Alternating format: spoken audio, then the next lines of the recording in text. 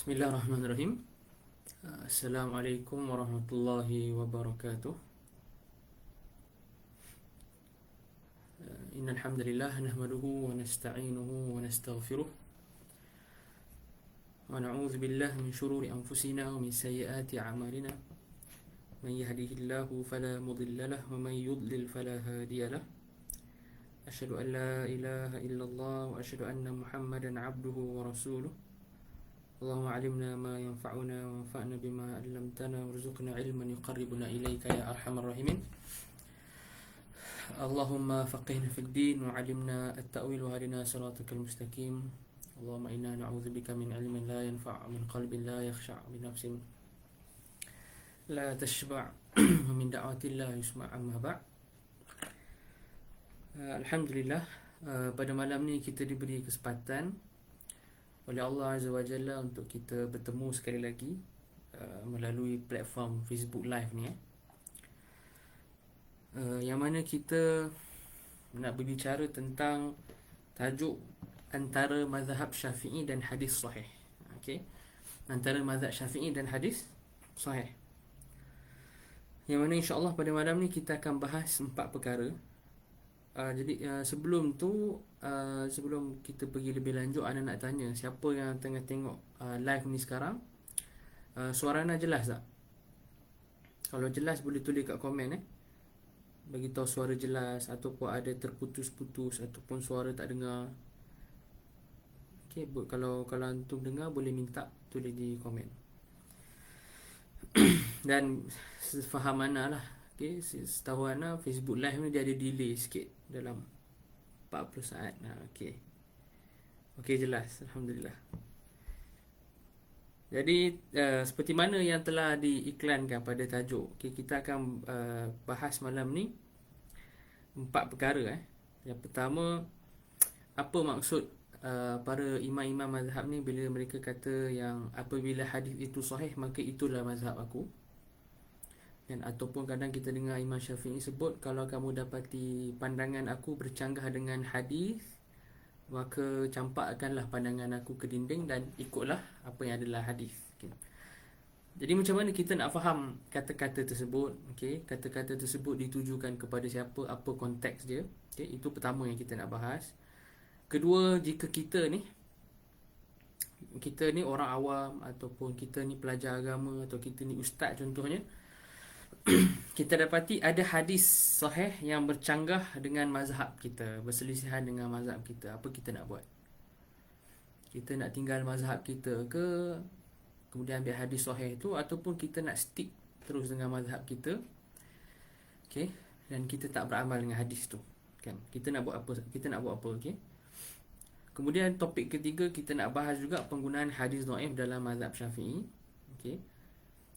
Penggunaan hadis dhaif dalam mazhab Syafi'i, dia topik yang agak berat lah, okay? Tapi mungkin akan bermanfaat untuk siapa yang sudi dengar malam ni, ataupun sudi follow malam ni.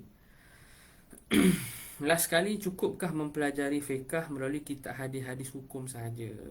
Okay, cukupkah mempelajari fiqh melalui kitab-kitab hadis hukum sahaja? Okay. Jadi itu 4 topik yang kita akan bahas malam ni. Jadi itu 4 topik yang kita akan bahas malam ni.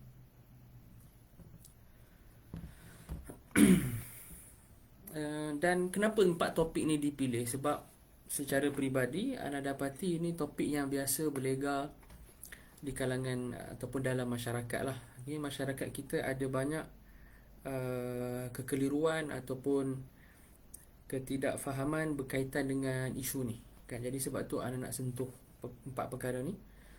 Begitu juga kerana kebelakangan ini kita dapati ada mungkin sebahagian pihak bila dia bahas topik-topik ni, dia berikan gambaran yang tak tepat. Okay? Dia berikan gambaran yang Ana rasa tak tepat. Jadi sesi live ni dibuat dengan tujuan untuk memberikan gambaran yang lebih tepat berkaitan topik-topik yang kita akan bincangkan lah, insya-Allah. Jadi sahabat-sahabat yang dirahmati Allah sekalian, benda pertama yang kita nak bahas malam ni, okay, yang kita nak sembang malam ni adalah tentang kata-kata Imam Syafi'i dan juga yang mana ianya sabit daripada para imam mazhab yang empat, iaitu apabila hadis itu sahih maka itulah mazhabku. Apabila hadis itu sahih maka itulah mazhabku. Sebenarnya daripada kalangan imam-imam mazhab, empat-empat imam mazhab, kesemua mereka mengucapkan kata-kata yang semakna dengan ni, kesemuanya. Okay? Walaupun mungkin bukan sama lafaz tapi sama makna. Kalau kamu dapati pandangan aku bercanggah dengan Al-Quran dan Sunnah, maka kamu campaklah pandangan aku ke dinding, contohnya. Ataupun seperti mana yang masyhur dan warid daripada Imam Malik sebut, kullun yu'khadhu wa yuraddu min kalamihi illa sahib hadzal qabr, kan. Semuanya ataupun semua orang diambil dan ditolak pandangannya kecuali pandangan orang yang berada di dalam kubur ni, iaitu Imam Malik mengisyaratkan kepada Nabi sallallahu alaihi wasallam. Dan sebahagian ulama telah menyatakan kata-kata ini, apabila kamu dapati hadis sahih bercanggah dengan pandangan aku, maka tinggalkanlah pandangan aku dan ikutlah hadis sahih. Okey. Kata-kata ini sebenarnya warid daripada keempat-empat imam mazhab, bukan Imam Syafi'i sahaja. Okay. Cuma yang masyhur dengan lafaz idza sahhal hadis fa huwa madhhabi adalah daripada Imam Asy-Syafi'i. Adapun dari sudut makna, maka dia sabit daripada empat-empat imam. Keempat-empat imam, okey. Dan kata-kata ini sering disalahfahami apabila orang yang mungkin dia tak ada pengalaman ataupun dia tak ada background dalam pengajian ilmu agama, kan, kemudian dia nampak Imam Syafi'i kata macam ni, ataupun dia dengar mungkin sebahagian yang mengajar dia menyebutkan Imam Syafi'i cakap macam ni, maka dia pun bila dapati ada pandangan yang macam pandangan mazhab dia yang macam tak kena dengan hadis, okey, ataupun seolah macam ada hadis sahih, okey, yang berselisihan dengan pandangan mazhab dia akan cakap, oh, maksudnya imam mazhab ni tak tahu, dia terlepas hadis ni, maka kita wajib beramal dengan hadis ni dan kita kena tinggalkan pandangan imam mazhab tu, kan. Memberi gambaran bahawa seolah dia perkara yang mudah, okey, seolah dia perkara yang mudah. Siapa-siapa sahaja yang kalau dia jumpa hadis sahih ke, dia jumpa hadis hasan ke, kemudian didapati pandangan imam mazhab dia tak sama dengan hadis tu, maka dia kata kemungkinan imam mazhab kita ni, Imam Syafi'i contoh, dia tak jumpa hadis ni, dia terlepas hadis ni, maka kita amallah dengan hadis ni, sebab wasiat Imam Syafi'i sendiri adalah untuk kita beramal dengan hadis ni, kan. Jadi kita tinggalkan pandangan Imam Syafi'i, kita beramal dengan hadis. Ini katanya lah, ini kata dia, okay? Sebab dia menyangka wasiat Imam Syafi'i itu adalah untuk semua orang. Siapa-siapa sahaja jumpa hadis sahih dan dia dapati hadis sahih itu macam bercanggah dengan mazhab dia, dia terus tinggal mazhab dia, pakai hadis sahih tersebut. Ini perkara yang kadang-kadang kita dengar dalam masyarakat, ya, dan kadang-kadang diaplikasi pun oleh orang dalam masyarakat, tapi sebenarnya salah lah, okay? Dia datang daripada salah faham terhadap apa yang dimaksudkan oleh para imam tersebut. Jadi pertama sekali, sebelum kita nak hurai apa yang dimaksudkan oleh Imam Syafi'i dan para imam mazhab bahawa idza sahhal hadis fa huwa madhhabi, okay, sebelum kita nak bahas apa maksud dia, dan ana harapkan siapa yang hadir secara online malam ni, secara live malam ni, boleh buat nota lah, kan. Sebab mungkin malam ni kita akan hurai ada banyak nukilan sikit. Okay, ana akan bawa beberapa nukilan, okay, ana akan baca beberapa perenggan, beberapa ayat penting daripada kalam para ulama. Jadi eloklah kalau ada yang buat catatan, okay, elok kalau dicatatkan.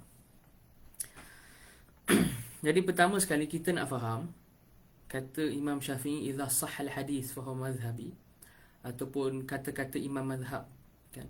Jangan taklid aku, tapi ikutlah Al-Quran dan hadis, kan. Apabila kamu dapati pandangan aku bercanggah dengan Quran hadis, maka kamu tinggalkanlah dan ikutlah hadis. Sebenarnya kata-kata ini ditujukan kepada siapa? Okay.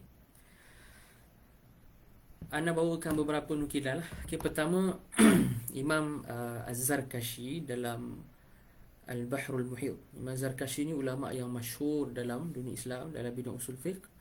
Dalam Bahrul Muhit beliau menyebutkan bahawa terdapat ijma' Ni ana nukilkan secara makna, secara makna.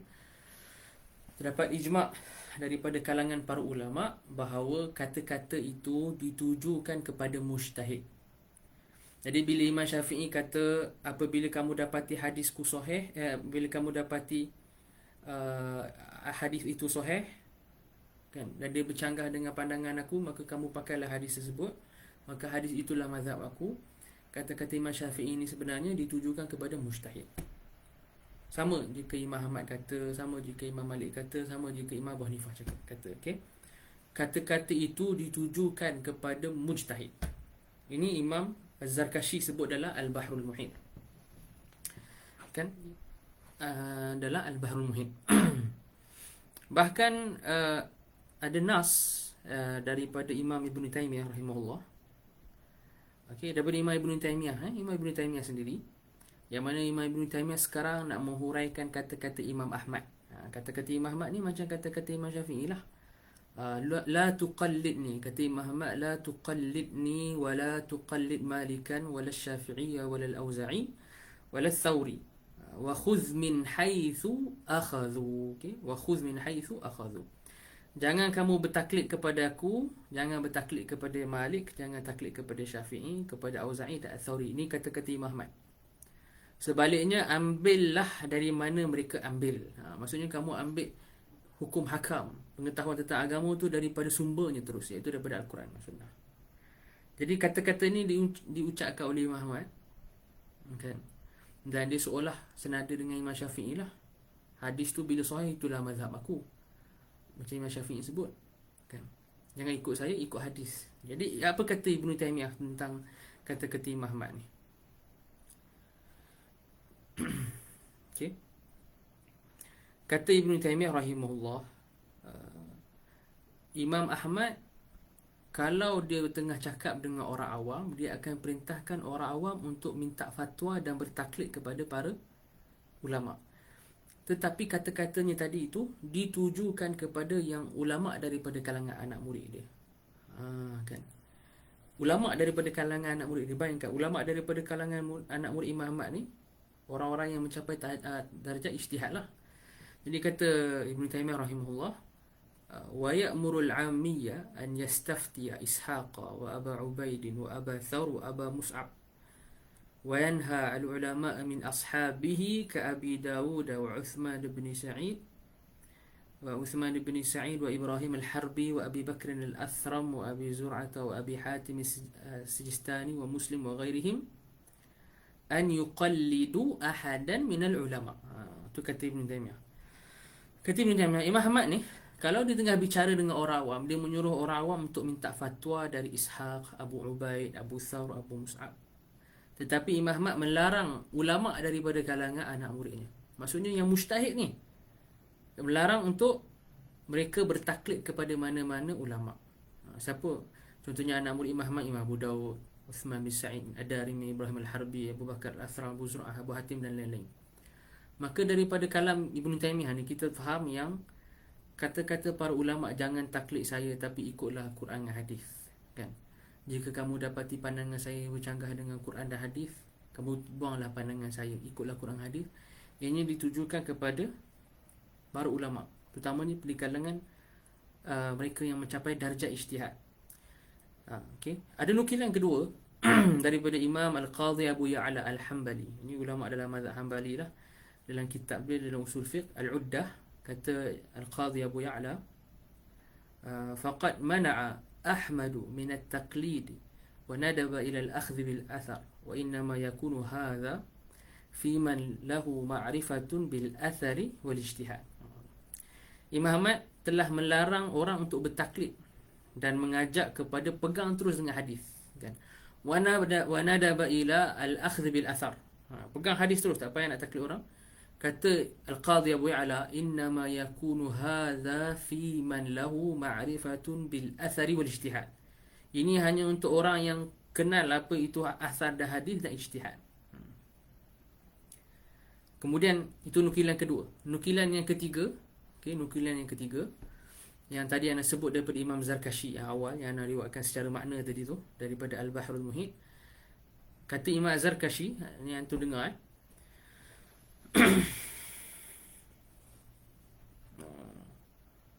قول الشافعي وغيره لا يحل تقليد أحد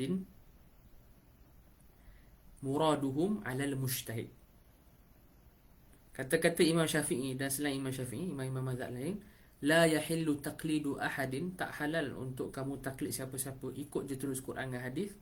Kata Imam Az-Zarkashi, muraduhum 'ala al-mujtahid. Okey, kata-kata ini ditujukan kepada mujtahid. Kan. Jadi ini beberapa nukilan lah yang mana menyatakan kata-kata itu bila disebutkan, ianya disebutkan kepada anak-anak murid para imam yang mencapai darjah ijtihad. Itu pertama. Kedua, kalaulah kita nak aplikasi kata-kata tersebut, kan, kita nak aplikasi kata-kata tersebut, kita kata bukanlah bermakna selain daripada anak murid para imam tak boleh beramal dengan kata-kata tersebut, tak boleh melaksanakan wasiat tersebut. Boleh je. Bukanlah syarat dia mesti kena anak murid imam mazhab secara langsung baru dia boleh laksanakan wasiat tersebut. Wasiat yang mana mengatakan kena pegang dengan Quran hadis dan tinggalkan pandangan imamnya jika berselisih dengan mazhab, kan. Wasiat ni boleh diamalkan oleh selain daripada anak murid imam mazhab. Okey.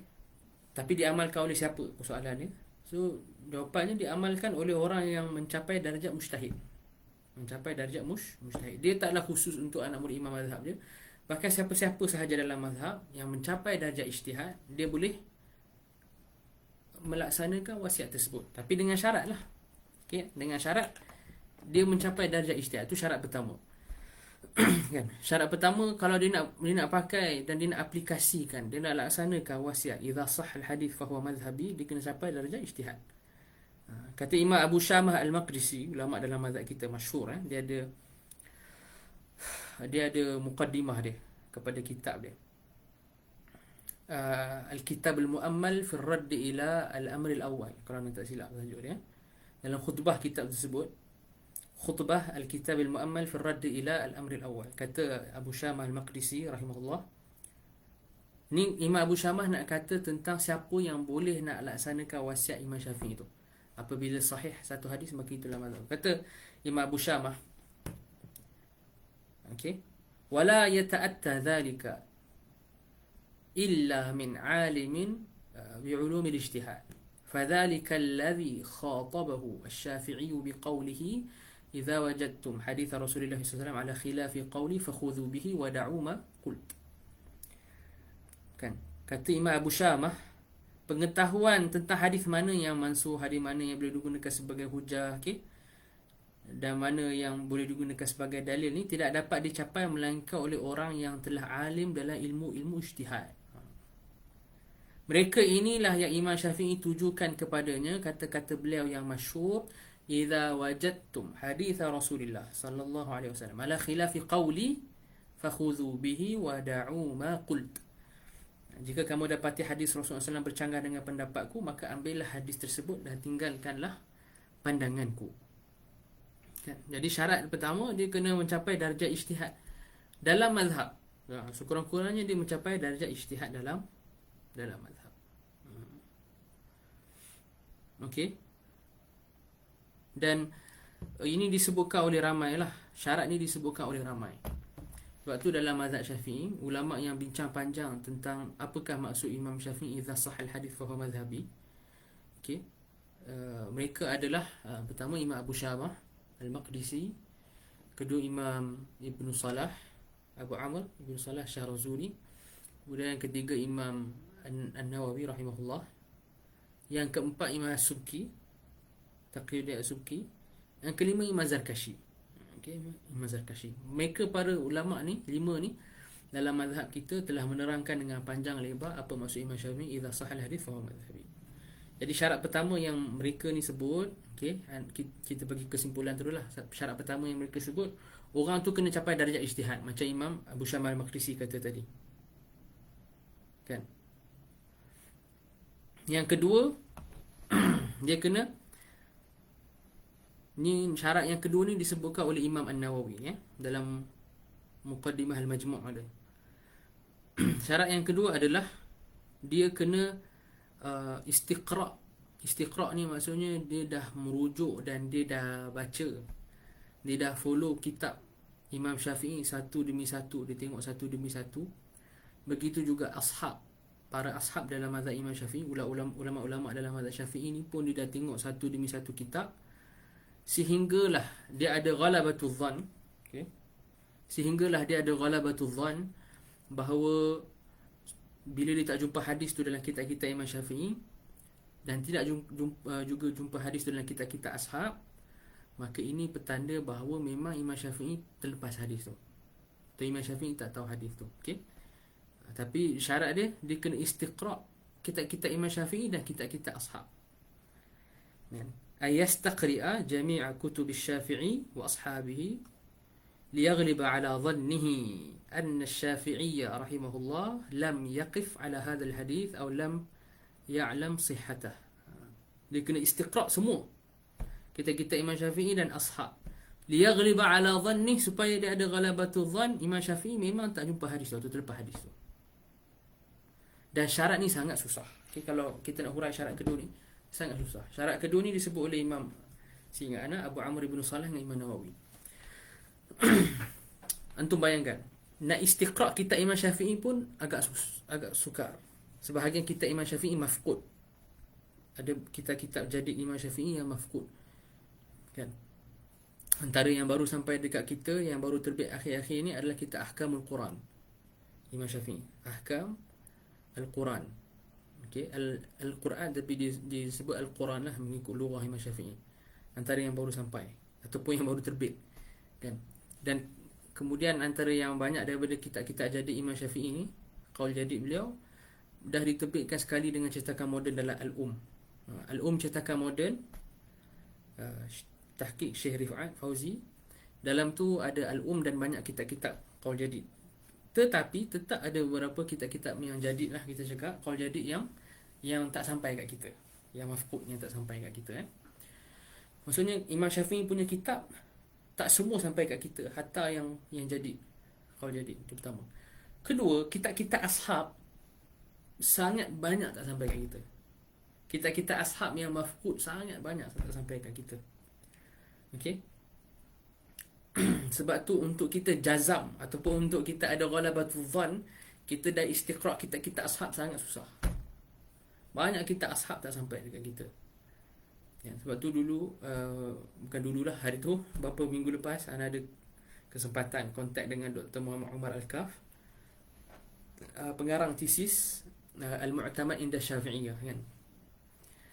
Jadi bila nak tanya Syekh Dr. Muhammad Umar Al-Kaf, Syekh kata, apa Syekh tengah buat sekarang, apa projek Syekh? Syekh kata projek yang Syekh tengah sibukkan diri sekarang ni adalah nak tahqiq kitab-kitab ashab. Kata Syekh, masih banyak lagi kitab-kitab ashab Imam Syafi'i ni yang tak ditahqiq. Okay, masih lagi dalam bentuk manuskrip dan masih banyak mafqud yang hilang.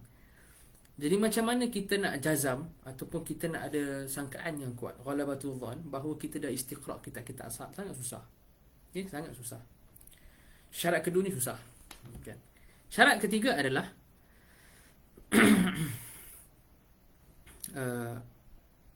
hadis itu hendaklah tak ada mu'arid, intifa'u al-mu'aridi li dhalikal hadis. Kena tak ada dalil lain yang berlawanan dengan hadis tu, kan? Ini syarat kita nak amalkan wasiat Imam Syafi'i, idza sahal hadis fa huwa madhhabi. Syarat pertama apa? Tadi syarat pertama kita dah sebut, dia kena mencapai darjah ijtihad sekurang-kurangnya dalam mazhab. Kedua, dia dah istiqra' kitab Imam Syafi'i dan kitab ashab untuk tahu hadis tu memang betul-betul daripada Imam Syafi'i. Syarat ketiga, hendaklah dia pasti bahawa hadis, bahawa tak ada mu'arid bagi hadis tu. Apa dia mu'arid? Dalil lain yang lawan, bercanggah dengan hadis tu. Dan dalil yang mu'arid dengan hadis ni banyak. Boleh jadi dalil mu'arid tu Quran, boleh jadi dalil mu'arid tu ijma', boleh jadi dalil mu'arid tu dalil lain yang memansuhkan dia, maksudnya menasahkan hadis tersebut. Okey. Ataupun dalil-dalil lain yang dipakai oleh mazhab. Contohnya macam kalau mazhab Maliki, dia adalah dalil khas dia, macam Ahmad Ahli Madinah contoh. Mazhab Abu Hanifah dia ada dalil khas, contohnya hadis ahad kalau bercanggah dengan umum, pada kes umumul balwa contoh. Okey. Jadi dia kena pastikan tak ada dalil yang mu'arid bagi hadis tu. Tak ada dalil yang berlawanan, bercanggah dengan hadis tu. Sebab kalau ada dalil mu'arid, boleh jadi imam mazhab tu, contohnya Imam Syafi'i dalam kes kita, memang tinggal tak pakai hadis tu sebab ada dalil mu'arid tu. Bukan Imam Syafi'i saja tinggal hadis. Imam Syafi'i ni gelarannya Nasirus Sunnah, betul tak? Nasirus Sunnah. Kan? Nasirus Sunnah. Imam Ahmad panggilnya, gelarnya Nasirus Sunnah. Okey, Ibn Taymiyah kata Imam Syafi'i ni la yukhalifu hadithan sahihan amdan qat. Tak menyelisih walaupun satu hadis sahih dengan sengaja. Jadi confirm Imam Syafi'i takkan sengajalah tinggal hadis sahih. Kalau tinggal biasanya ada mu'arid. Mu'arid ni maksudnya ada dalil lain yang bertentangan. Jadi kita kena pastikan tak ada dalil lain yang bertentangan. Bila kita tak jumpa dalil lain yang bertentangan, barulah kita boleh ada ghalabatul dhann ataupun keyakinan bahawa Imam Syafi'i mungkin tak tahu hadis ni, ataupun Imam Syafi'i terlepas hadis ni. Maka kita kena beramal dengan hadis ni dan tinggalkan pandangan Imam Syafi'i. Okay, bila kita dah ghalabatul dhann atau jazam, tak ada mu'arid. Soalan dia sekarang, okay, kalau antum tanya, siapa yang ada kemampuan nak kaji dalil sehingga tahu ada mu'arid atau tidak? Kan, kalau anda tanya antum lah. Okay, sambil-sambil lah kita tanya diri kita sendiri, siapa yang ada kemampuan untuk kaji dalil sehingga dia mengetahui ada masih lagi berbaki mu'arid atau tidak. Jadi kata-kata Imam Al-Qarafi, okay, Imam Shihabuddin Al-Qarafi, mazhab Maliki. Imam Shihabuddin Al-Qarafi kata yang boleh ghalabatul dhann ataupun jazam tiada mu'arid, okay, bagi hadis yang ditinggalkan tu, yang boleh jazam ataupun boleh kaji istiqra' dalil sehingga tahu tak ada mu'arid, adalah mujtahid. Okay, adalah mujtahid. Jadi kata Imam Al-Qarafi, yang buat kerja istiqra' dalil nak tahu ada mu'arid ke tidak adalah mujtahid. Okay, kata Imam Al-Qarafi. Dan kata-kata Imam Al-Qarafi ni dinukilkan dalam kitab Imam As-Subki, kitab Imam Taqiyuddin As-Subki, ma'na qawl al-Imam al-Muttalibi idza sah al-hadith fahuwa madhhabi. Okay? Imam As-Subki ada nukil daripada Imam Taqiyuddin As-Subki. Imam Taqiyuddin As-Subki ada nukil daripada Imam Shihabuddin Al-Qarafi. Jadi ana bacakan nas Imam Qarafi tersebut. Okay, ana bacakan nas Imam Qarafi tersebut. Okay, dan nas tu sebenarnya ada dalam syarah Tanqihul Fusul. Syarah Tanqihul Fusul, tapi kemudiannya dinukilkan oleh Imam Taqiyuddin As-Subki. Kata Imam Shihabuddin Al-Qarafi, kathirun min fuqaha Asy-Syafi'iyyah ya'tamiduna ala hadha wa yaquluna madhhab Asy-Syafi'i kadha. لأن الحديث الصح فيه وهو غلط. Ini kata Imam Qarafi, وهو غلط فإنه لا بد من انتفاء المعارض والعلم. Ini poin penting Imam Qarafi kata, والعلم بعدم المعارض يتوقف على من له أهلية استقراء الشريعة حتى يحسن أن يقول لا معارض لهذا الحديث. Okay, orang yang mampu istiqra' syariah lah. وأما استقراء غير المجتهد المطلق فلا عبرة به. Istiqra' orang yang bukan mujtahid mutlak tak ada yang ambil kira, kata Imam Qarafi. Jadi Imam Qarafi kata, kathirun min fuqaha Asy-Syafi'iyyah, ramai daripada fuqaha mazhab Syafi'i berpegang dengan kata-kata Imam Syafi'i ini dan berkata mazhab Imam Syafi'i dalam kes ni sekian-sekian kerana terdapat hadis sahih padanya, sahal hadis fi. Dan Imam Syafi'i kata idza sahal hadis fa huwa madhhabi. Kan? Kata Imam Qarafi, wa huwa ghalat. Ini kesalahan. Kerana tidak kita kena pastikan memang kena tak ada dalil mu'arid. Fa innahu la budda min intifa'il mu'arid. Wal ilmu bi'adamil mu'arid yatawaqqafu 'ala man lahu ahliyatu istiqra'is syariah. Kan, siapa yang ada pengetahuan untuk tahu ada dalil mu'arid ke tidak? Imam Qarafi kata dia bergantung kepada orang yang dia berhenti, ataupun kita cakap yatawaqqaf, dia yatawaqqaf ala man lahu ahliyatu istiqra'is syariah. Dia berhajatkan lah, kita cakap ya tawakkul ni dia berhajatkan kepada orang yang ada keahlian untuk meneliti dalil-dalil syarak, istiqra' syariah. Jadi siapa yang ada keahlian untuk istiqra' adillati syarak, yang ada kemampuan untuk istiqra' adillati syarak, mujtahid. Okey, mujtahid. Jadi kata-kata Imam Qarafi dekat sini jelas bahawa syarat ketiga intifa'ul mu'arid dia boleh dicapai oleh mujtahid. Dan yang keempat, syarat yang keempat adalah hadis itu diamalkan oleh imam mazhab lain, bukan ditinggalkan oleh semua ulama. Kalau hadis tu sahih sekalipun tetapi ditinggalkan oleh semua ulama, okey, ditinggalkan oleh semua ulama, maka kita tak boleh amal dengan hadis tu. Sebab apabila kesemua ulama tinggal untuk beramal dengan hadis tu, macam Imam As-Subki sebut, itu petanda hadis tu mansukh lah. Okay? Itu petanda hadis tu mansukh. Jadi kena ada daripada kalangan a'immah yang beramal dengan hadis tu. Ayakuna qad amila bidzalika alhadith imamun min nuzara asy-Syafi'i. Imamun min nuzara asy-Syafi'i itu maksudnya imam yang setanding, yang sama hebat macam Imam Syafi'i. Imam Abu Hanifah, Imam Malik, Imam Ahmad, Imam Sufyan, contohnya Al-Thawri, okay, Imam Abu Thawr, contoh imam-imam yang Imam Muhammad bin Hasan Syaibani, Abu Yusuf, itu nuzara Imam Asy-Syafi'i. Okay, kena ada ulama yang min nuzara Imam Asy-Syafi'i, yang daripada tahap sama tinggi dengan Imam Syafi'i, yang beramal dengan hadis tersebut. Maka bolehlah kita nak ikut, kita bolehlah nak taklid imam tu. Okay. Dan yang terakhir, hadis tu kena tak ada illah lah. Hadis tu bukan hadis yang ada illah. Ayakun al-hadithu saliman min illatin tamna'ul akhdha bihi. Hadis tu kenalah tak ada illah. Itu jelas lah kan syarat. Bila kita cakap hadis sahih, idza sahal hadis, mesti kena tak ada illah lah. Okay, mesti kena tak ada illah. So ada 5 syarat. Penuhi 5 syarat ni, baru orang tu boleh melaksanakan wasiat Imam Syafi'i, idza sahal hadis fa huwa madhhabi. Dan tadi Imam Abu Syamah Al-Maqdisi dah sebut kan, allazi khatabahu Syafi'i biqaulihi idza wajadtum qawli khilaf hadits Rasulullah fad'uhu, kan, wa khudhu biqauli Rasulullah SAW. Kalau kamu dapati pandangan saya bercanggah dengan hadis Nabi SAW, maka tinggalkanlah pandangan saya, amal dengan hadis tersebut. Imam Abu Syamah kata ini Imam Syafi'i khatabahu al-mujtahid, khataba bihi al-mujtahid. Imam Syafi'i sebutkan benda ni dan tujukannya kepada mujtahid. Maka kesimpulan dia, ianya bukan perkara yang mudah. Bukan perkara yang mudah. Jadi kalau dari sudut praktikal dia, kalau tengok macam syarat ni susah, betul tak?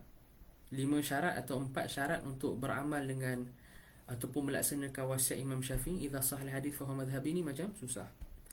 Kalau ada orang tanya, ada tak ulama yang melaksanakan wasiat ni ataupun cuba untuk buat? Jawapannya ada.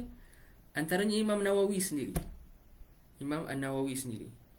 Imam Nawawi yang letak syarat-syarat tadi, Imam Nawawi sendiri penuhi syarat tu.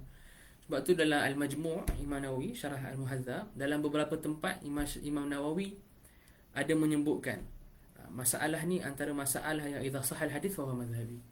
Jadi kalau antum nak tengok praktiknya macam mana, antum tengok praktik Imam Nawawi dalam Al-Majmu'. Imam Nawawi antara ulama yang memenuhi syarat dan dia laksanakan wasiat Imam Syafi'i itu. Kan?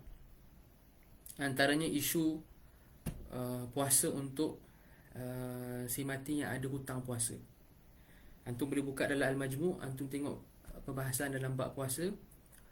Jika si mati ada hutang puasa, boleh tak wali dia ataupun kerabat dia, okey, puasakan untuk dia. Sebab ada hadis, man mata wa alaihi siyam sama anhu wali. Hadis ni Imam Syafi'i tak pakai. Tapi Imam Nawawi bahaskan sepatutnya Imam Syafi'i pakai. Ala kulli hal, Imam Nawawi aplikasi syarat-syarat itu dan beliau lakukan dalam Al-Majmu' Syarah Al-Muhadzab. Okey. So memang ulama buat, cuma kena penuhi syarat tu. Kita boleh buat tak? Kita boleh buat kalau kita penuhi syarat tu. Okay? Kalau kita penuhi syarat tu, kita boleh buat. Cuma kita kena jujur dengan diri kita sendirilah. Adakah kita ni macam orang yang Imam Syihabuddin Al-Qarafi kata tadi, man lahu ahliyatu istiqra'i syariah, atau kita tak ada ahliyah tersebut? Okay? Selesai. Okay. Sekarang kita nak pergi kepada topik kedua malam ni, iaitu kalau kita sebagai muqallid contoh. Kalau kita sebagai muqallid contohnya, dan kita jumpa ada hadis yang bercanggah dengan mazhab imam kita, mazhab Imam Syafi'i. Kita muqallid dan kita dapati pandangan Imam Syafi'i bercanggah dengan hadis. Okey, kita dapati pandangan Imam Syafi'i bercanggah dengan hadis. Apa kita nak buat? Kan? Apa yang kita nak buat? Kalau kita, ni situasi dia sekarang, kita seorang muqallid dalam mazhab, kita dapati ada hadis yang bercanggah dengan mazhab kita. Hadis sahih. Ada hadis yang jelas bercanggah. Contohnya lah. Jelas tu maksudnya zahirnya bercanggah. Cuma sebelum kita nak pergi kepada apa langkah yang perlu kita buat kalau kita dapati ada hadis yang bertentangan dengan mazhab, suka untuk anda berikan mukadimah dulu tentang isu ni. Okey. Mukadimah yang pertama adalah tak semudah itu. Kalau kita jumpa ada hadis yang bercanggah dengan mazhab, kita boleh tinggal mazhab tu dan kita ikut hadis terus. Dia tak semudah itulah. Hatta antara maklumat yang menarik, Imam Az-Zahabi dalam Siyar A'lamin Nubala, ketika menulis ataupun membahaskan biografi Imam Ibn Hazm Al-Zahiri, Imam Az-Zahabi beri komentar, beri ta'liq kepada kata-kata Imam Ibn Hazm. Imam Ibn Hazm cakap, ana attabi'ul haqq wa ajtahidu wa la ataqayyadu bimadhhab. Ana attabi'ul haqq wa ajtahidu wa la ataqayyadu bimadhhab. Imam Ibn Hazm kata, saya ikut kebenaran dan saya berijtihad, la ataqayyadu bimadhhab. Kata Imam Ibn Hazm, saya tak terikat diri saya dengan mana-mana mazhab. Okey, Imam Ibn Hazm kata, la ataqayyadu bimadhhab. Saya tak ikat diri saya dengan mana-mana mazhab. Kemudian Imam Zahabi komentar, Imam Zahabi yu'alliq, bagi komen dalam Siyar A'lamin Nubala. Apa kata Imam Zahabi? Imam Zahabi kata, na'am, man balagha rutbatal ijtihad wa shahida lahu bidzalika iddatu min al-a'immah lam yasugh lahu an yuqallida kama anna al-faqih al-mubtadi'a wal-'amiyya alladhi yahfadhu al-Qur'ana wa kathiran minhu la yasugh lahu al-ijtihad abada. Kata Imam Az-Zahabi, betul. Ini betul, ya. Siapa yang mencapai darjah ijtihad, dan beberapa ulama telah memberikan persaksian bahawa dia memang dah sampai darjah ijtihad, memang tak patut bagi dia, okey, tak dibolehkan dan tak patut bagi dia untuk dia bertaklid. Seperti mana seorang yang faqih, seorang yang belajar fiqh, okay, tapi dia masih lagi mubtadi, baru belajar, ataupun dia orang awam yang hafal Quran atau hafal banyak Quran, dia tak cukup layak untuk ijtihad lagi. Kan? Maka waktu tu kewajipan dia taklid. Untuk orang pertama yang dah sampai tahap ijtihad, kewajipan dia ijtihad. Kan? Jadi Imam Az-Zahabi komen kata-kata Imam Ibn Hazm, la ataqayyadu bil madhhab. Imam Az-Zahabi kata apa? Na'am, ini man balagha rutbatal ijtihad. Imam Az-Zahabi nak kata kata-kata Imam Ibn Hazm ni betul, boleh. Boleh tak kita tak nak terikat dengan mazhab? Kan, kalau timbul perbahasan, okey, adamu at-taqayyud bil madhhab. Saya tak mau terikat dengan mana-mana mazhab. Boleh tak? Boleh. Nah, Imam Zahabi kata boleh, dengan syarat ianya dilakukan oleh orang yang man balagha rutbatal ijtihad. Okey, man balagha rutbatal ijtihad. Ini kata Imam Zahabi. Imam Zahabi komen terhadap kata-kata Imam Ibn Hazm, la ataqayyad bil madhhab, adalah untuk na'am, ni untuk man balagha rutbatal ijtihad. Okey, rutbatal ijtihad. Jadi dan ada lagi muqaddimah lain kita nak sebutkan sebelum kita nak bahas apa yang kita sebagai muqallid perlu buat bila kita dapati ada hadis yang bercanggah dengan pandangan imam kita, imam mazhab kita.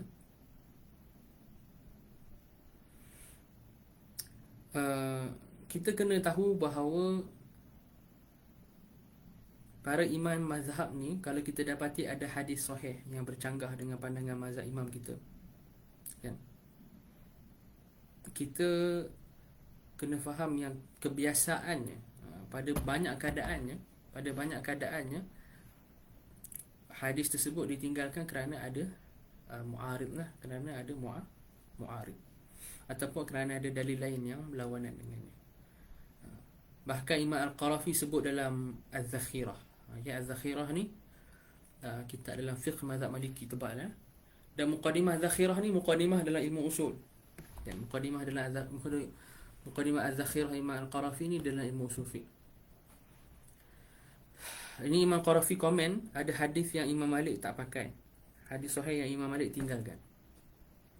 Maka apa komen Imam Al-Qarafi? Ni Imam Qarafi sebut kata Imam Qarafi, la yujadu alimun illa waqad khalafa min kitabillah wa sunnati nabiyhi alaihi salatu wassalam adillatan kathirah limu'aridin rajihin inda mukhalifiha. Imam Al-Qarafi kata tak ada seorang alim pun ataupun mujtahid lah dimaksudkan dekat sini, melainkan pasti dia ada menyelisihi Al-Quran dengan sunnah. Kalau kita berhenti sini je, ayat ni bahaya, betul tak? Kalau kita berhenti sini je, ayat ni bahaya. Seolah mujtahid ni memang suka lawan Quran dan sunnah. Tapi ni waqaf qabih lah. Illa waqad khalafa min kitabillah wa sunnati Nabi sallallahu alaihi wasallam adillatan kathirah. Tapi mereka, walaupun mereka ada berselisih dengan Quran hadis, bukan saja-saja limu'aridin rajih, kerana ada dalil lain yang lagi kuat. Hadis lain mungkinnya, ataupun mungkin ada ayat Quran, mungkin ada ijma', ataupun mungkin ada amal ahli Madinah contohnya, ikut usul setiap mazhab lah, yang dia merasakan, ataupun ada qiyas yang lagi kuat contohnya, ataupun kes umumul balwa contoh, yang mana ada dalil-dalil lain yang menjadi mu'arid ni, dan dia mu'arid yang rajih, dia lagi kuat daripada hadis tersebut, maka mujtahid tu pun dia menyelisih Al-Quran dan hadis. Jadi kata Imam Qarafi, semua mujtahid ada buat perkara ni, bukan kerana mereka sengaja, tapi sebab ada dalil lain yang yu'ariduhu, kan? Bukan sengaja, tapi kerana ada dalil lain yang lagi kuat bagi mereka, maka mereka tinggalkan hadis sahih tersebut. Jadi kita kena husnuzan dengan para ulama'. Kita tak boleh mudah kita cakap yang mereka tinggal ni kerana hawa nafsu. Bahkan kita berdosa besar kalau kita cakap macam tu. Kalau kita mendakwa mereka sengaja tinggalkan beramal dengan hadis, mereka tak mau tinggalkan pandangan mereka, mereka sengaja menyelisihi, kita boleh jadi fasik. Kita telah menuduh para ulama' ni, para imam mujtahid ni, para imam-imam mazhab ni, atau imam mujtahid ni melakukan suatu perkara yang sangat jelek, yang sangat jelek dan kotor, yang mustahil mereka lakukan. Sebab tu kata Ibn Taymiyah dalam Raf'ul Malam, Ibn Taymiyah ada kitab nama dia Raf'ul Malam an a'immatil a'lam. Dalam Raf'ul Malam, Ibn Taymiyah kata tak ada pun daripada kalangan a'immah mazhab yang yata'ammaduna mukhalafatan Nabi sallallahu alaihi wasallam. Tak ada. Ibn Taymiyah kata tak ada. Tak ada daripada kalangan imam-imam mazhab ni yang sengaja nak menyelisih Nabi, tak ada sallallahu alaihi wasallam. Kalau ada, mesti ada uzur. Sama ada dalil lain yang rajih, ataupun mungkin dalil tu tak sampai, ataupun dia tafsir dan fahami dalil tu bukan macam kita faham. Imam Ibn Taymiyah dalam Raf'ul Malam ada kemukakan beberapa uzur atau asbab lah, kan? Sama ada dalil tu tak sampai kat mereka, tapi ini jarang. Susah lah untuk kita cakap dalil tu tak sampai. Dia memang berlaku, tapi sangat jarang. Kedua, dalil tu sampai, tetapi ada dalil lain yang yu'aridu, ada dalil mu'arid, yang lagi kuat daripada dia. Ataupun dalil tu sampai, tapi mereka tafsirkan atau mereka faham bukan macam kita faham. Mereka ada kefahaman lain. Ini Ibn Taymiyah sebut dalam Raf'ul Malam. Sebab tu kita tak boleh tergesa-gesa untuk kita cakap imam mazhab ni sengaja tinggal hadis, imam mazhab ni menyelisihi hadis. Kita tak boleh buat macam tu. Kita tak boleh tergesa-gesa buat macam tu. Sebab tu dalam kitab Intisar Al-Faqir As-Salik, kitab dalam fiqh mazhab Maliki, ada hikayat bahawa ada orang datang dekat Imam Malik bin Anas, kan? Dia tanya Imam Malik, kenapa kamu dalam Muwatta kamu riwayatkan hadis tentang khiyar majlis, al-bai'an bil khiyar ma lam yatafarraqa, hadis masyhur dalam khiyar majlis. Kamu riwayat dalam Muwatta, tapi kamu sendiri tak beramal dengan hadis tu. Okey. Kamu sendiri tak fahami ataupun tak beramal dengan hadis khiyar majlis tu. Dengan tafarruq bil abdan ataupun ajsam ni. Kan? Kamu sendiri riwayatkan hadis tu dalam muwatta tapi kamu macam tak beramal dengannya. Jadi apa respon Imam Malik? Ada dua versi. Okey, versi yang pertama, Imam Malik kata dekat dia,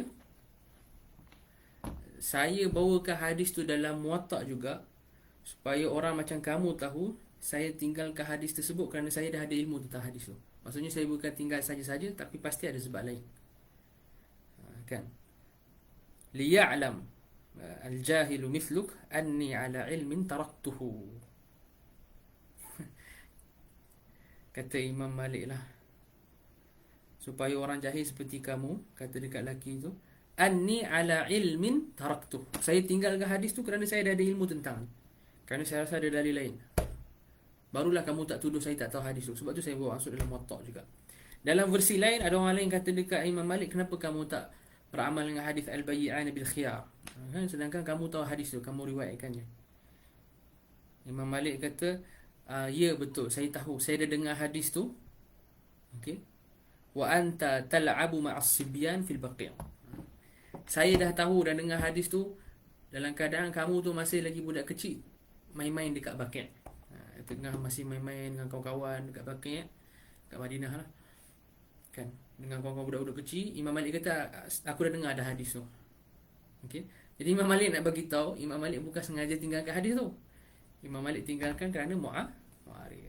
Okey. Dan inilah realiti dia. Sebab tu ada tesis terbitan Dar Faris. Ada tesis, dia punya tajuk dia, anda tak ingat secara tepat lah, secara makna anda ingat. Al-Masail Al-Fiqhiyah allati zahiruha mu'aradatu ahadith sahihain. Inda Syafi'iyah gitu. Al-Masail Al-Fiqhiyah, ya, inda Syafi'iyah allati zahiruha mu'aradatu ahadith sahihain. Ada tesis PhD terbit dah keluar terbitan Dar Faris. Hadis-hadis yang permasalahan-permasalahan fiqh yang zahirnya bercanggah dengan hadis-hadis sahihain dalam mazhab Syafi'i. Ada tesis, antum boleh cari. Dan kalau antum tengok khulasah tesis tu dekat penghujung bahagian khatimah, bahagian tausiyah tu, apa bahis juga, ni antum boleh buka tesis tadi tu, Al-Masail Al-Fiqhiyah inda Syafi'iyah allati zahiruha mu'aradatu ahadits sahihain. Antum boleh buka dekat penghujung tesis tu, bahis tersebut, pengkaji tersebut dekat penghujung kitab.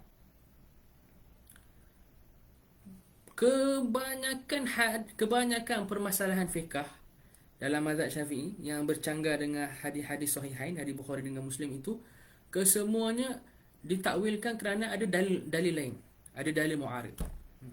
Semuanya semua pandangan mazhab yang bercanggah dengan hadis Bukhari dan Muslim itu, semuanya kerana ada dalil lain, kerana ada dalil mu'arid. Kebanyakan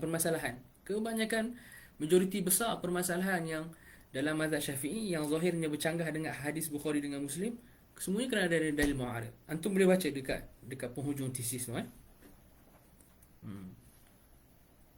So ini mukadimah. Sekarang timbul kepada persoalan lah, kalau kita betul-betul dapati ada hadis yang sahih yang bercanggah dengan imam mazhab kita, apa kita nak buat? Betul tak? Jadi untuk ringkaskan, perkara ni disentuh oleh ramai ulama, antaranya disentuh oleh Imam Az-Zahabi. Imam Az-Zahabi dia sebut sikit dalam Syiar A'lamun Nubala. Ibn Taymiyah ada sebut dalam Majmu' al-Fatawa. Imam Kamaluddin Ibn Zamalkani, mazhab Syafi'i, dalam mazhab Syafi'i ada sentuh dalam fatwa khas beliau. Begitu juga dalam mazhab Hanafi ada kitab khas bincang panjang lebar isu ni, yang sebenarnya kitab khas tu dia bantahan kepada kitab ulama mazhab Hanafi lain. Kitab khas mazhab Hanafi tu, kalau nak tak silap, nama dia Zabbu Zubabati Tadris. Tadris ni nama kitab seorang ulama India buat, yang mana dalam kitab Tadris tu dia takrir bahawa kalau jumpa hadis sahih bercanggah dengan mazhab Hanafi, kena tinggal mazhab Hanafi. Kemudian kitab ni dirak oleh ulama India lain, ana lupa namanya, tebal raknya, mutawwal, mufassal, 1000 muka surat, dan ada ta'liq oleh ulama India lain. Taduknya Zabbu Zubabati Tadris. Sehingga ana lah.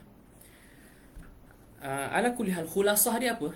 Bila seorang muqallid tu dapati ada hadis sahih yang bercanggah dengan pandangan imam mazhab dia, apa khulasah dia? Apa khulasah dan apa langkah yang dia perlu buat, langkah praktikal? Okey. Langkah praktikal yang dia perlu buat adalah, kalau dia muqallid, dia wajib taklid. Kalau dia tahap muqallid, dia wajib taklid. Dan dia wajib ikut mazhab dia. Okey, dia tak boleh ikut hadis tu. Ini kalau dia muqallid. Kalau dia mujtahid, dia boleh ikut hadis tu. Kalau dia mujtahid, dia boleh ikut hadis tersebut dan tinggalkan mazhab dia. Itu jelas sebab dia mujtahid. Situasi ketiga, kalau dia mujtahid fi ba'dil masail. Mujtahid pada sebahagian permasalahan yang mana dalam ilmu usul fiqh ada perbahasan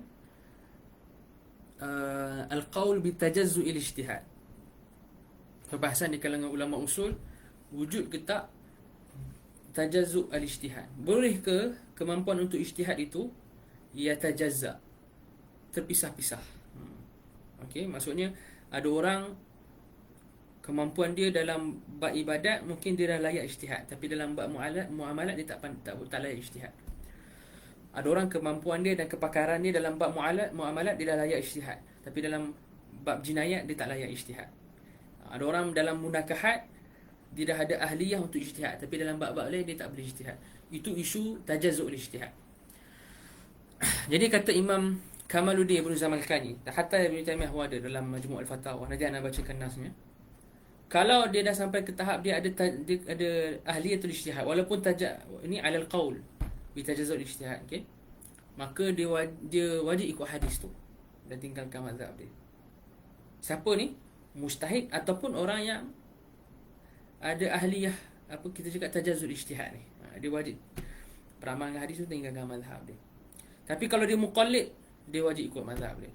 Okey, katakanlah dia ustaz ataupun ustazah, okey, mungkin dah ada kelayakan yang tinggi sebagainya, belajar lama kan.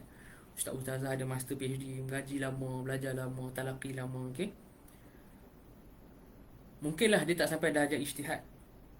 Dan mungkin dia pun tak ada ahliyah, dia pun bukanlah dia tu ada ahliyah yang kita cakap tajazzul ijtihad pada sebahagian permasalahan je.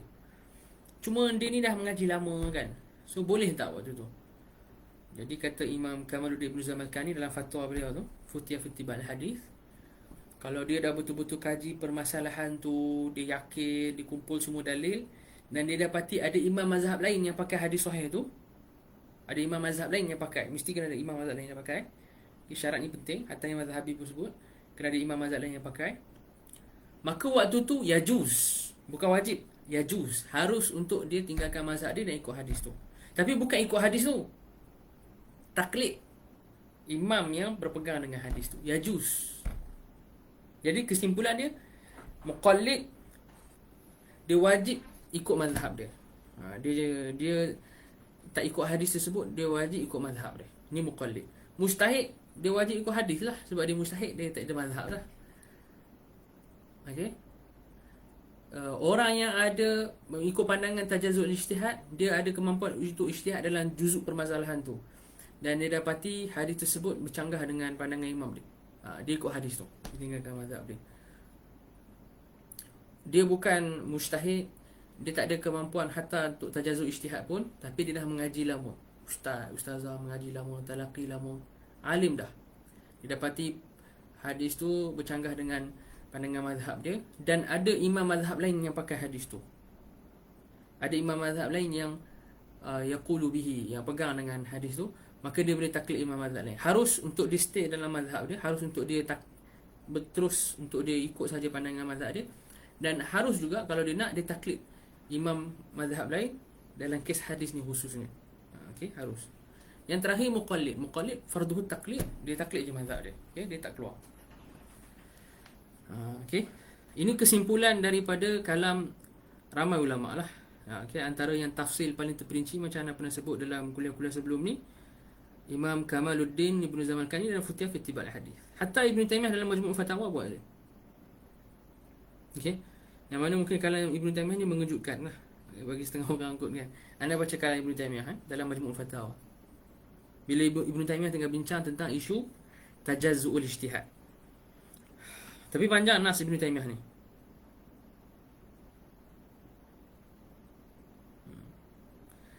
Kan Ibn Taymiyah kata apa? Wal ijtihadu laysa huwa amran wahidan la yaqbalu at-tajazzi wal inqisam. Bal qad yakunu ar-rajulu mujtahidan fi fannin aw babin aw mas'alatin duna fannin wa babin wa mas'alah. Okey. Wa kullu ahadin fajtihaduhu bihasabi wus'ihi. Setiap orang dia punya ijtihad dia dengan kemampuan dia. Jadi Ibn Taymiyah kata ijtihad ni bukan benda yang tak boleh tajazzu. Maka daripada nas ni antum akan dapati pandangan Ibn Taymiyah sama dengan pandangan Imam Kamaluddin Ibn Zamakani. Kamaluddin Ibn Zamakani, Imam Kamaluddin Ibn Zamakani ni Syekhul Syafi'iyah fi Syam. Muasir sezaman dengan Ibn Taymiyah. Pandangan mereka sama dalam kes ni iaitu orang yang dah capai darjah ijtihad ataupun alal qaul bitajazul ijtihad, dia tu ada ijtihad dalam kemampuan ijtihad dalam beberapa bab. Waktu tu baru wajib ditinggalkan mazhab dia dan ikut hadis. Waktu tu baru wajib. Adapun untuk muqallid, dia kena taklid mazhab dia. Untuk orang yang masih lagi tak ada keahlian ijtihad walaupun pada sebahagian bab, haruslah kalau dia nak taklid mazhab imam lain dalam kes tu.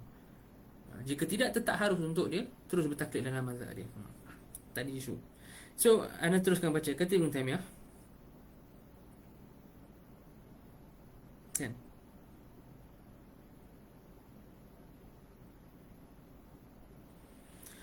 فمن نظر في مسألة تنازع العلماء فيها ورأى مع أحد القولين نصوصا لم يعلم لها معارضا بعد نظر مثله فهو بين أمرين، إما أن يتبع قول القائل الآخر لمجرد كونه الإمام الذي اشتغل على مذهبه، ومثل هذا ليس بحجة شرعية بل مجرد عادة يعارضها عادة غيره، وإما أن يتبع القول الذي ترجح في نظره بالنصوص الدالة عليه، وحينئذ فتكون موافقته لإمام يقاوم ذلك الإمام وتبقى النصوص سالمة في حقه عن المعارض بالعمل، فهذا هو الذي يصلح. So Ibn Taymiyah kata, siapa yang perhatikan pada satu permasalahan yang ada khilaf ulama' padanya, dan dia dapati dalam khilaf ulama' padanya ada ulama' yang pakai satu hadis sahih, ada ulama' tak pakai. Dalam khilaf ni salah satu pihak ada nas ataupun hadis yang menyebelahi dia, dan dia dapati hadis tu tak ada mu'arid baginya, lam ya'lam laha mu'aridan. Okay, setelah dia mengkaji, maka dia ada dua pilihan. Sama ada dia ikut pandangan imam yang dalam mazhab dia tu juga, walaupun tidak menyebelahinya dalil. Dan Ibn Taymiyah kata ini tak patut. Okay, sebab semata-mata imam mazhabnya tu bukan hujah syar'iyah lah. Ataupun wa imma an yatba'al qawl alladhi tarajaha fi nadhari, ataupun diikut pandangan imam yang menyebelahinya dalil. Maka dari sudut pandangan dia seolah macam pandangan imam itulah yang lagi rajih, kan? Tapi ini Ibn Taymiyah kata kat siapa ni? Ibn Taymiyah nak bincang dekat orang yang ada ahliyatul ijtihad. Okey.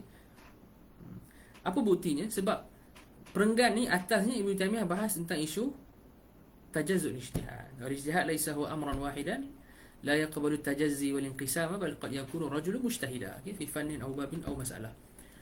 Maksudnya fi nihayatil amr, kan, fi nihayatil mataf, di penghujungnya Ibn Taymiyah dan Imam Kamaluddin Ibn Zamakani Asy-Syafi'i kedua-duanya setuju orang yang mujtahid ataupun dia ada kemampuan untuk ijtihad pada bab tertentu, mereka dua ni je yang wajib ikut hadis sahih dan tinggalkan mazhab.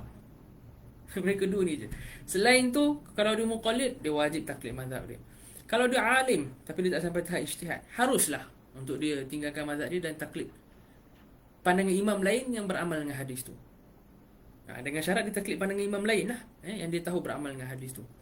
Harus. Pada masa sama tetap harus juga untuk dia stay dengan mazhab dia. Okey. So, selesai topik kedua. Kita ada topik ketiga, cuma anda tak tahulah masa mencukupi ataupun antum ada yang rasa sesuai tak untuk anda sambung. Okay, kalau ada yang mungkin tengah follow live ni, boleh komen rasa nak anda berhentikan dekat sini, sambung pada live akan datang ke untuk topik ketiga, ataupun antum nak anda sambung. Okay, boleh komen ikut kesesuaian lah. Sebab topik yang ketiga kita nak bahas penggunaan hadis dhaif dalam hukum hakam. Penggunaan hadis dhaif dalam hukum hakam.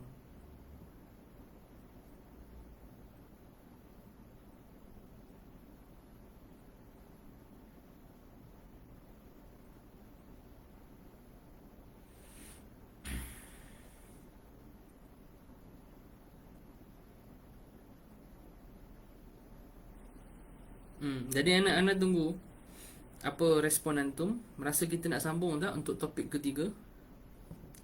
Dan sebenarnya topik pertama, kedua tadi tu pun anak banyak ringkaskan. Okay, banyak nukilan yang anak pendekkan lah. Kalau antum nak, kita boleh masuk topik ketiga, iaitu isu penggunaan hadis dhaif dalam hukum hakam, terutamanya dalam mazhab Syafi'i.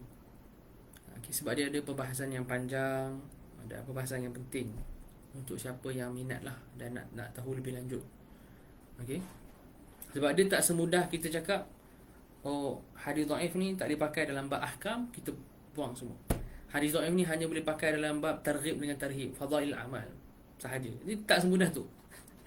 Okay, dia tak semudah tu. Ada perincian yang banyak ulama sebutkan, okay, tentang hadis dhaif ni. Sebab tu ada seorang ulama Madinah tu, Syekh Mullah Ali Khatir, dia ada kitab tentang bahayanya menyamakan hadis dhaif dengan palsu. Okay, dari sudut cara kita muamalah dengan dia kan.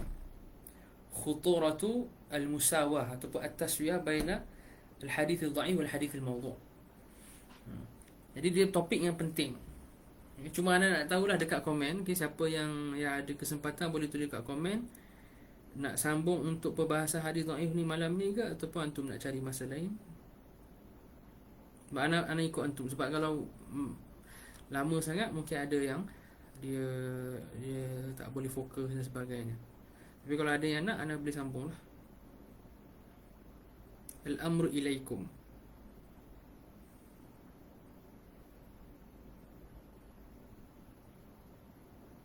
Sambung pun boleh, okey. Kita sambung lah Kita sambung sekadar sempat lah. Kita sambung sekadar sempat. Kita sambung lah sikit. Okay, kita sambung sikit. Ana cuba padatkan lah. Okay, Ana cuba padatkan, ringkaskan. Jadi khulasah dia. Okay, Ana bagi khulasah. Hadis sahih dengan hasan ni, of course dah tak timbul isu lah. Kita kena beramal dengan dia lah, kan? Okay, kita kena beramal dengan dia sesuai dengan ilmu usul fiqh. Itu dah tak ada khilaf. Ulama ijma' hadis sahih, hadis hasan, kita kena beramal dengan dia sesuai lah dengan metod yang diperincikan dalam ilmu usul fiqh. Kita kena beramal dengan dia. Sekarang ni yang timbul isu hadis dhaif. Dalam kita nak menghadapi isu hadis dhaif ni, kita kena faham satu perkara. Okay. Para ulama sebenarnya, cara mereka muamalah dengan hadis dhaif ni bukan macam semudah. Dia bukan ada satu cara muamalah yang kita cakap terima tolak macam tu je, macam hitam putih lah. Dia bukan ada cara muamalah hitam putih. Bukan macam bukan pandangan ulama ni dua je. Hadis dhaif tak dipakai langsung, ataupun yang pandangan kedua, hadis dhaif boleh pakai langsung. Tak, dia bukan macam tu. Yang majoriti besarnya, 99% ulama'nya adalah fihi tafsil. Okay, ada perincian tentang hadis dhaif. Ada perincian. Apa perincian dia? Okay, dia nak sebutkan khulasah perincian dia. Nak sebut khulasah perincian dia. Hadis dhaif tak digunakan dalam isu akidah, bab akidah. Okay, itu jelas lah. Itu pun ada ijma'. Hadis dhaif tak guna dalam bab akidah tu ijma'. Bila anak kata tak gunakan tu maksudnya hadis dhaif itu sendiri, dia sendirinya. Okay, bukan dia dah bergabung dengan dalil-dalil lain atau hadis lain, tak. Dia sendirinya. Ada satu hadis dhaif contohnya, dia sendirinya, kan? Stand alone lah kita cakap. Dia sendirinya tak jadi hujah dalam pembahasan akidah. Itu ada ijma'. Okay, ada ijma'. Kemudian dia sendirinya juga tak menjadi hujah dalam hukum hakam. Tapi yang ni ada perincian. Ini ada perincian penting. tak menjadi hujah dalam hukum hakam yang melibatkan halal dan haram. Sebagai ulama tafsirkan wajib dan haram. Wajib dan haram ataupun halal dan haram. Okey. Apa maksudnya? Kalau antum faham kan? Maksudnya hadis dhaif boleh digunakan hatta dalam hukum hakam, tapi bukan pada halal dan haram, bukan pada wajib atau haram, tapi dia pada istihbab, menyatakan perkara itu sunat, ataupun karahah, kan, mengatakan benda itu makruh. Hadis dhaif akan boleh dipakai dalam ruang legal dua tersebut, karahah ataupun istihbab, boleh. Okey. Ini khulasah lah, kan? Ini khulasah. Dia tak boleh pakai dalam ahkam tu, maksudnya dalam halal haram, dalam wajib, dalam haram. Okey. Perkara yang wajib, perkara yang mahzur haram tu dia tak boleh. Tapi dalam isu istihbab dengan karahah, itu boleh. Itu boleh dan dilakukan oleh ramai. Dan dekat sini ana ada banyak nukilan. Ana nak bawa nukilan yang penting lah, kan? Beberapa nukilan yang penting je, tak sempat. Okay? Kita bawa yang penting je. Antara yang paling penting adalah nukilan Imam Nawawi. Kan? Imam Nawawi ada menukilkan ijma' boleh amal hadis dhaif dalam fadhail amal atau targhib wa tarhib. Itu tak ada isu. Itu jelas lah. Itu semua ulama terima. Begitu juga Imam Nawawi sebut dalam Al-Adhkar. Dalam Adhkar Imam Nawawi kata hadis dhaif ni tak boleh guna untuk ahkam. Kini anda bacakan nas ni. Cuma anak antum perhatikan dan fokus nas ni betul-betul dalam Al-Adhkar. Imam Nawawi kata al-ahkam ni contohnya kal halali wal haram wal bai'i wan nikahi wat talaqi wa ghairi dhalik fala yu'malu fiha illa bil hadits sahih awil hasan. Tak boleh diamalkan pada perbahasan-perbahasan tersebut melainkan dengan hadis sahih atau hasan.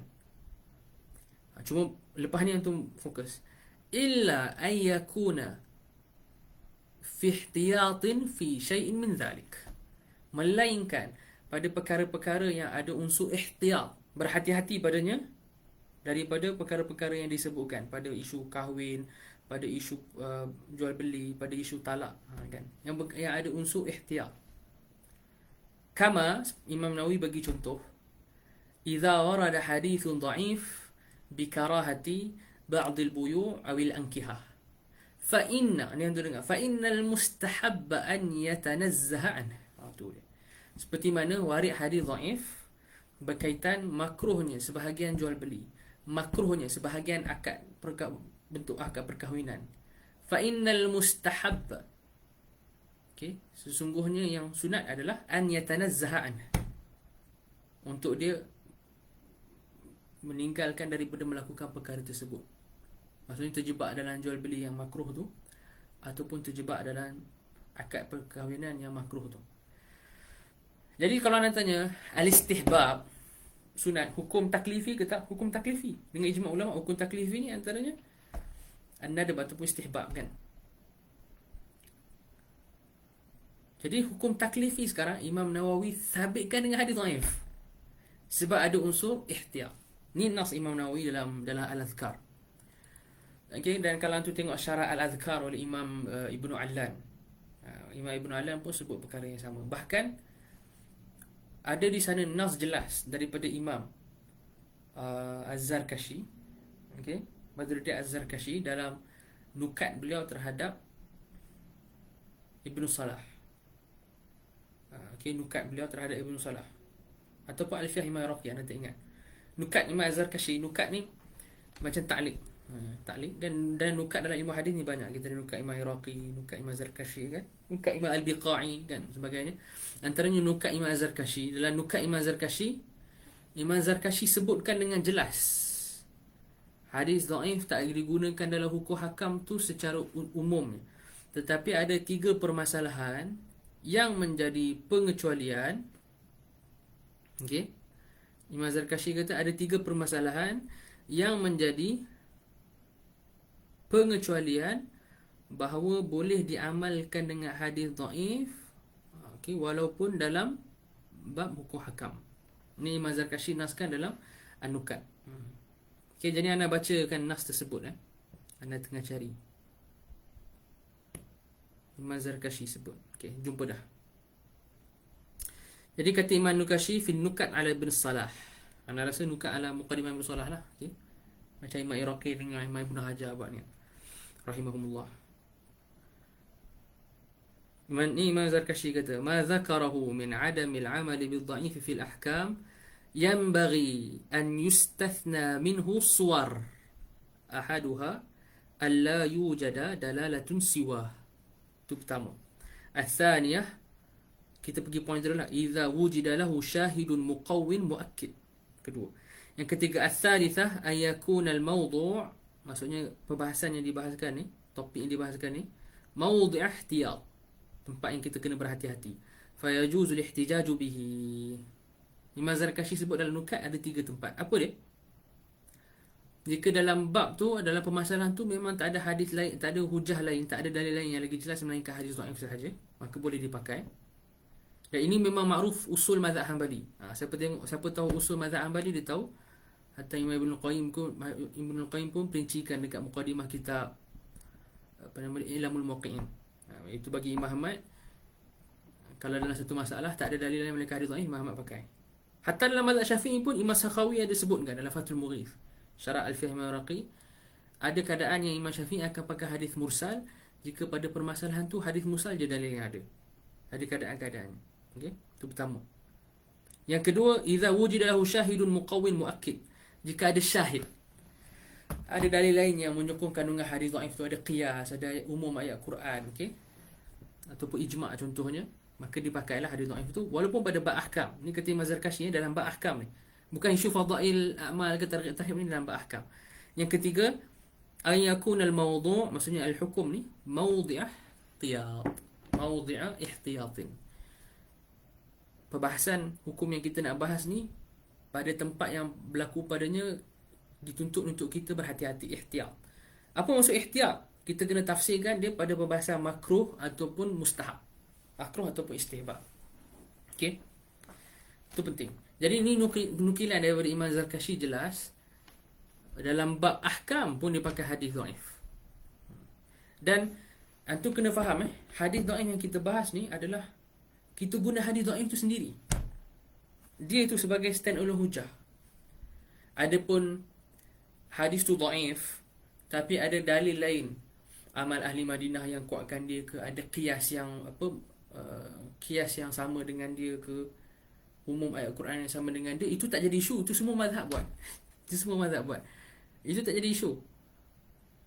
Kan itu jelas. Bila hadis dhaif dan dia disokong oleh dalil lain, itu memang boleh diamalkan. Itu dilakukan oleh banyak. Hatta ada tesis.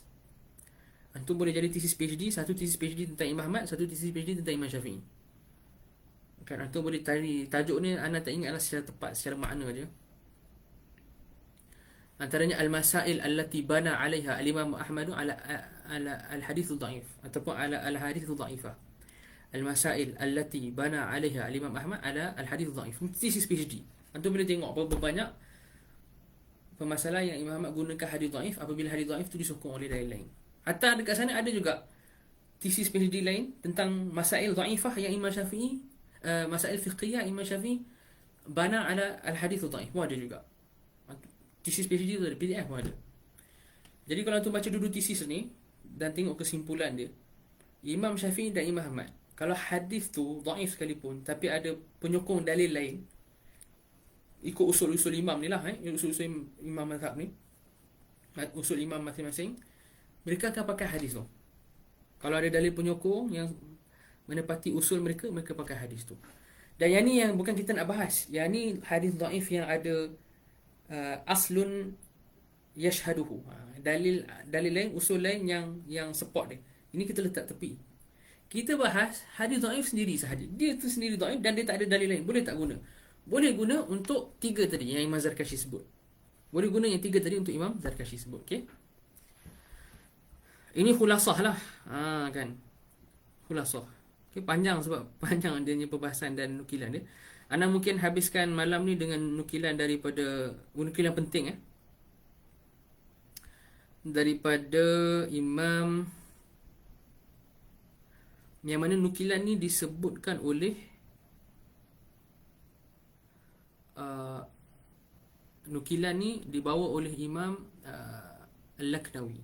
Al-Allamah Al-Laknawi, Khatimatul Muhaqqiqin indal Hanafiyah, ulama besar dalam mazhab Hanafi, Imam Al-Laknawi ni, Abdul Hayy Al-Laknawi. Beliau nukil daripada imam yang masyhur, yang sebenarnya masyhur dalam bidang kita cakap dalam bidang ilmu kalam lah. Tapi dalam isu hadis ni ada tahqiq yang menarik sehingga Imam Laknawi pun terkejut, kan? Khususan dia bidang ilmu ma'qulat, ma'qul dan ilmu kalam, mantik dan sebagainya. Itu Imam Jalaluddin Ad-Dawwani. Okey, tapi Imam Al-Laknawi nukilkan, bahkan Imam Al-Laknawi kata walaupun Ad-Dawwani ni khususan dia ma'qul, tapi dalam isu ni dia ada bagi satu faedah yang hebat. Mahal, Dan Imam Al-Laknawi masyhur, dia pakar dalam bidang hadis. Imam Al-Laknawi ni, sebelum kita nak baca nukilan Imam Al-Laknawi ni, antum kena mungkin ada sahabat-sahabat yang tengok join live ni, dia belum baca lagi kitab-kitab Imam Al-Laknawi, jadi anda promote lah. Antum kena baca sekurang-kurangnya 4 atau 5 lah kitab Imam Al-Laknawi.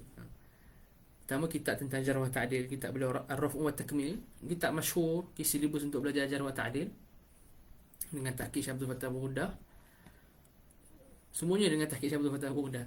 Kemudian kita Iqamatul Hujjah ala anna al-ikthar fi at-ta'abbud laysa bi bid'ah. Okey, Iqamatul Hujjah penting. Kitab tu tentang hukum memperbanyakkan amalan melebihi daripada warid, jadi bid'ah ke tak. Okey, itu penting. Ada tahqiq yang sangat hebat dalam tu. Kemudian yang ketiga, kitab Al-Ajwibah Al-Fadilah, Imam Al-Laknawi juga. Pembahasan tentang hadis-hadis juga, hadis dhaif dan sebagainya, penghujaan dengan hadis dhaif sangat penting. Dan yang terakhir, kitab Dhafarul Amani, syarah matan dalam mustalah hadis oleh As-Sayyid Syarif Al-Jurjani. Okey, Dhafarul Amani. Okey, dan adalah kitab-kitab lain Imam Al-Laknawi. Imam Al-Laknawi ni minal muksirin, banyak karang kitab, sangat penting. Jadi dalam Dhafarul Amani, Imam Al-Laknawi nukil daripada Imam Jalaluddin Ad-Dawwani, yang mana ada orang timbulkan persoalan dekat Imam Jalaluddin Ad-Dawwani. Bahkan persoalan yang ditimbulkan kepada Imam Jalaluddin Ad-Dawwani, okey, ada ditimbulkan oleh sebahagian ulama zaman sekarang, muasirin, yang pakar-pakar dalam bidang hadis, ada. Okey, bahkan sebahagiannya anda baca karya mereka, ada ditimbulkan, iaitu mereka cakap hadis dhaif ni dari sudut percentage dia 50% lah. Betul tak? Kalau dhaif tu dhaif ringan, dia 50%. Maksudnya kita tak tahu Nabi SAW sebut ke tak. 50-50. Boleh jadi Nabi SAW sebut, boleh jadi Nabi SAW tak sebut. Kalau hadis tu hasan, dia punya ghalabatul dhann dia okey. Kalau hadis tu sahih, lagi tinggi ghalabatul dhann dia. Yang mungkin hadis hasan ni mungkin 70-80%. Hadis sahih ni mungkin 90-95%. Kalau mutawatir lagilah 100%, dah tak ada isu dah kan. Tapi hadis dhaif dia 50% ataupun ke bawah.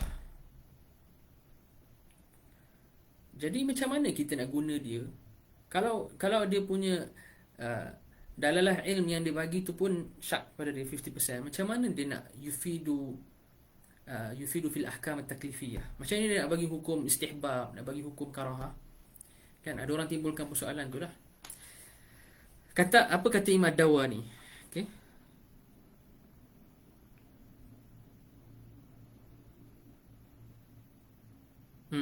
Kata Imam Ad-Dawwani, wa hasilul jawab anna al-jawaza ma'lumun min kharij wal istihbaba aidan ma'lumun min al-qawa'id asy-syar'iyyah ad-dallati 'ala istihbab al-ihtiyat fi amri ad-din falam yathbut shay'un min al-ahkam bil hadith ad-dha'if بل أوقع الحديث شبهة الاستحباب فصار الاحتياط أن يعمل به واستحباب الاحتياط معلوم من قواعد الشرع.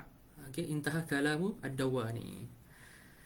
Jadi Imam Ad-Dawwani kata, bila kita cakap hadis dhaif tu boleh beri faedah dalam hukum istihbab daripada hukum-hukum taklifi, kan? Istihbab ni bukan hadis dhaif tu yang bagi. Bukan kita tahu hukum mustahab tu sebab hadis dhaif tu, tak. Okay?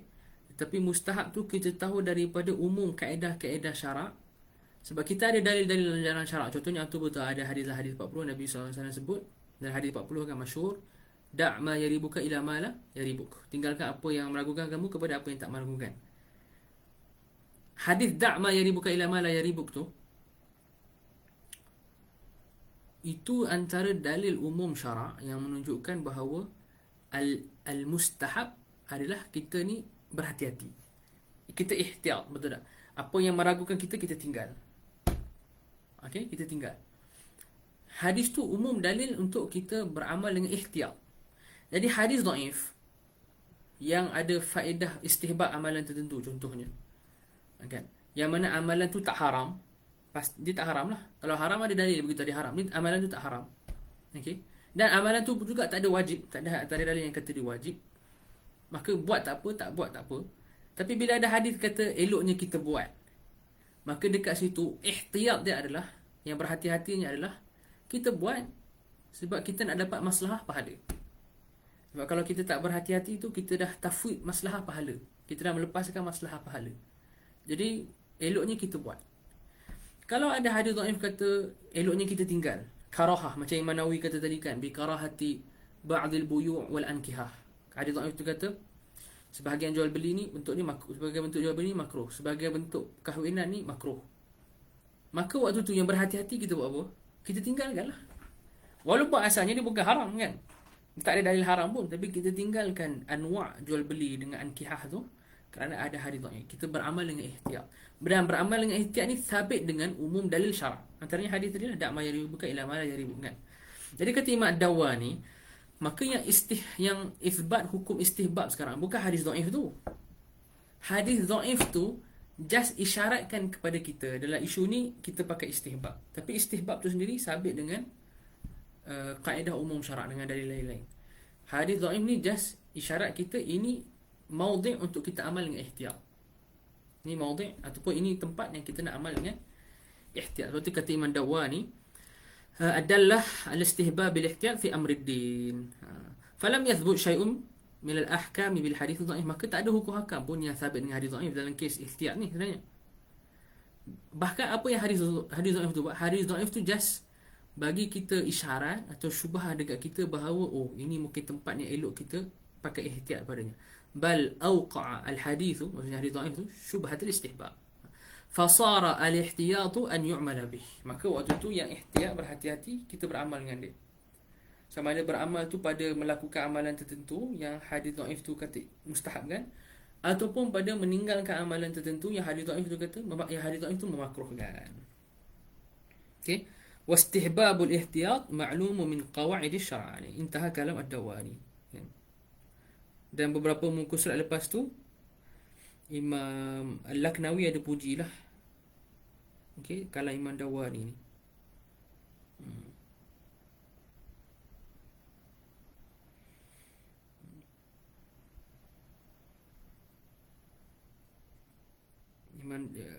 Imam Al-Laknawi kata Dawani ni, Imam Dawani ni imam dalam ma'qulat, tapi dalam keadaan, dalam kes ni dia membawa tahqiq cantik lah yang ramai ulama ma'qulat tak sebutkan.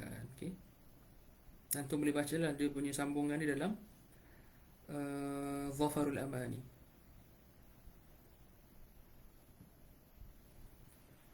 So itu tentang isu beramal. Dan cuma penutup dia, dan saya tak sempat nak bincang penutup ni, ada syarat lah untuk amal dengan hadis dhaif. Ada syarat. Yang masyhur 3, macam Imam Sakhawi sebut 3, tapi bagi sebahagian ulama dah kumpul syarat tu jadi 6-7 syarat, okay, untuk beramal dengan hadis dhaif. Okey. Cuma syarat-syarat tu panjang lah huraian dia. Kalau ada masa akan datang ada perincikan. Dan sebahagian syarat tu dia perlu kepada tafsil. Kalau kita penuhi syarat tu, kita boleh amal dengan hadis dhaif. Dan macam tadi, jadi kesimpulan dia hadis dhaif ni macam mana? Dalam bab aqaid, akidah ni kita tak pakai dengan ijma' ulama. Dalam bab ahkam, nak cakap tak pakai ni maksudnya dia sendiri jadi dalil, bukan dibantu oleh benda lain kan, dia sendiri. Kita tak pakai. Dalam bab ahkam yang melibatkan halal, haram, wajib, haram apa semua, kita tak pakai. Dalam bab yang ada ihtiyat padanya, pada makruh dengan sunat, boleh pakai jika penuhi syarat. Jika dipenuhi syarat. Dalam bab targhib dan fadail amal, kita boleh pakai jika penuhi syarat. Syarat dia pun ma'ruf. Dhaif dia bukan dhaif yang syadid dan sebagainya, tapi tu ada kalam panjang jugalah, mungkin pada masa akan datang isu menguatkan status hadis dhaif jiddan boleh naik ke tak kan. Itu adalah huraian dia. Wallahu ta'ala alam bisawab. Jadi malam ni kita habis dah, dan Ana ambil masa ni untuk bagi penerangan umum je lah. Okey.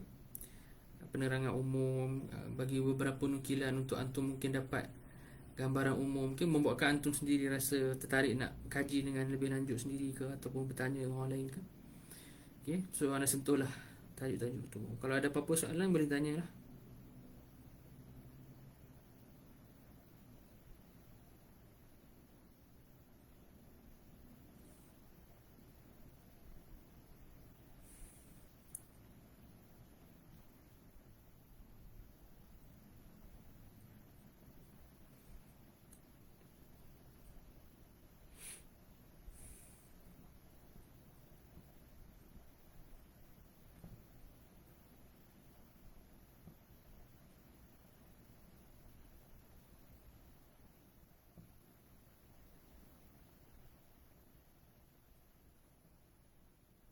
Okay, jadi nampaknya tak ada soalan dah So kita sampai sini sahaja. Mungkin tajuk perbahasan tentang apa, tajuk keempat, cukupkah mempelajari fiqh mulai kita hari hukum tu, tak sempat lah kita sentuh malam ni. Kita sentuh masa akan datang insyaAllah. Jadi yang baik itu daripada Allah, yang lemah tersilap cakap daripada diri anda sendiri. Moga untuk dapat manfaat. Wassallallahu ala sayyidina Muhammad wa ala alihi wasallam. Assalamualaikum warahmatullahi wabarakatuh.